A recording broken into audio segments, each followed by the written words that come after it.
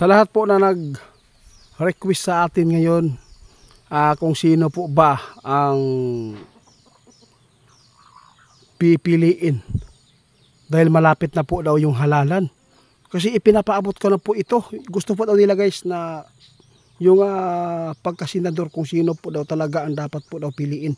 Kaya maraming nag-request sa atin para daw hindi na po daw sila magkakamali kasi nakakaawa na po daw talaga ang karanasan po nila dito sa ating bansa. Sana po ay hindi po kayo magalit kasi gusto po ninyo malaman, di ba? Sinabi ko na po ito noon. Kaya kung gusto po niyo malaman kung meron po bang pagbabago, kung sino po ba ang dapat po natin na iboto ngayong May 12 sa halalan po na 2025 May 12, no? Ito po kung meron po bang pagbabago kasi noong ipinatanong po sa atin, pinangalanan na po natin, no, kaibigan. Gusto po daw nilang malaman, mga bago po ito mga subscriber, nag-request sa atin kung sino po ba talaga ang pinakamagandang iboto kasi po ayaw na po daw nila na mapapahamak yung boto nila. Sabi ng ating kaibigan, okay lang po ba kayo kung sasabihin namin? Baka po mayroong magalit. Pero wag po kayong magalit kasi ito po talaga ang totoo na ipapaabot ng ating kaibigan. Kung gusto po niyo talaga matulungan ang ating bansa na hindi po na baguhin po ng tao yung mga bawal po sa Diyos, di ba? O meron pong bawal sa Diyos na binigyan po nila ng batas na pwede na. Di ba? Alam po ba ninyo? Alam kong makukuha niyo yan guys. Pero mas maganda sabihin ko na lang, kaibigan, gusto ko malaman sa inyo ba kung ano po ba ang napapaabot mo dito na batas ng Diyos ay gilubag naman ni sa tao. Kung gusto po niyo na hindi mabago ang batas ng Diyos, ito, panoorin po niyo at pakinggan guys. Ang dapat po na, alam po niyo guys, yung binanggit natin na yung batas ng Diyos na hindi dapat gawin sa tao, na dapat po talagang alagaan, di ba? Sana ay hindi po kayo masaktan babae at babae, no? Gusto nilang pwede na mag-asawa, ikasal, lalaki at lalaki. Payag po ba kayo yan? Di ba hindi po yan nasang-ayon po yung Panginoon dyan, di ba? Kaya dito po natin, kung gusto po ninyo kung sino po talaga ang pinakamabuting senador na ilagay po ngayon dito sa ating baluta, lalo na malapit na ang halalan. Kung meron po bang pagbabago, kaibigan, alam po ninyo guys, unang-una ang binoto po ng ating kaibigan si Marcolita. Siya po talaga ang kanyang gusto na botohan. Yun po, nasa inyo lang. Kung hindi po niyo iboto, wala po kaming magagawa. Kung ayaw po ninyo ng tao na yan, basta si kaibigan mismo ang nagsabi na pinakamagandang iboto siya. Dahil po, no, na maipagtanggol po niya ang batas ng Diyos at ang iba pang mga batas na bawal gawin sa tao. Kaibigan, maraming salamat. Sana po magustuhan po ninyo guys kasi gusto po ninyo malaman Kaibigan, sino pa ang pinakabaganda dito iboto?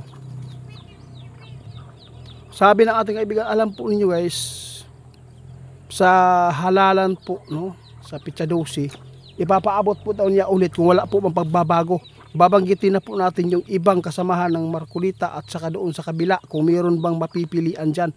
Kaya sana po ay magustuhan po ninyong ipinapaabot natin kasi iba po ang batas ngayon. Nais po na nila yung batas po ng Diyos ay parang gusto na po nilang baliktarin yung tao na ang bigay po ng batas na yan na hindi po maganda po sa Diyos, paningin ng Panginoon. Grabe, hindi maganda yan sa paningin po ng Panginoon yan. Alam po, naalala po natin noong may pinarusahan, no, doon sa ibang bansa dahil po sa magkakaibang mga gender, di ba?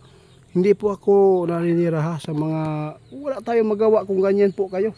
Pero kung gusto po niyo talaga na magbasa ng Biblia, alam po natin kung ano po ang tama, kung ano po ang pwedeng gawin. Kaya salamat po kaibigan sa lahat po. Ano? Ito ang sabi ng ating kaibigan, gusto po ninyo ng mabuting mamumuno. Yun po ang aming gusto na ipabutuhan, sabi ng ating kaibigan. At saka yung iba po na magsisenador ngayong yung nagpapili karon na pitsa G's na ito ipaabot kung naaway pagbabago. Hindi pa natin alam ito may final pa ito. Hindi ko lang babanggitin ngayon kung sino po ang dapat na pilian ninyo dito sa line up Duterte, yung PDP laban, at saka dito sa kabila ipapaabot natin. Basta isa lang ang aming napaabot ngayon, dahil po siya po talaga ang laging tinitingnan ng ating kaibigan. Kasi kung meron po kayong mga ano tawag dito, hindi gusto na mga ginagawa po ng Marcolita, nasa inyo lang po yan Hindi po ninyo yan pwede nga makita sa panglabas na anyo. Doon po inyo makikita sa loob, no? Kaya si kaibigan mismo ang nakakita po niyan. Kaibigan, salamat po sa inyo nice po talaga nila. Hindi po ako ang dito nagpaabot. Mayroong mga tao na gusto po nga mamili kung sino po daw ang gusto na ma-recommend po ninyo na iboto. Kaya binigyan natin po sila ng clue, at hindi lang clue, pinapangalanan na natin. Alam po ninyo guys, maraming mga mambabatas ay sobrang mali na ang kanilang ginawa ngayon. Sino ba ang masaya ba kayo na yung may mga anak tayo na ganyan, na babae, lalaki? Sa tingin po ninyo yan?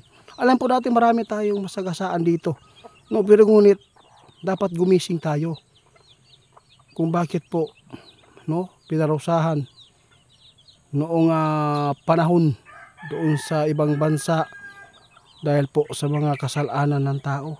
Tapos ganito ang ating gagawin ngayon, lalo na yung mga babatas. Kasi mayroon po nakikita si kaibigan na sa susunod na panahon pwede itong mangyari na legal na, no? Sa iba nga legal na nga. Kaya marami din pong mga kamalian po.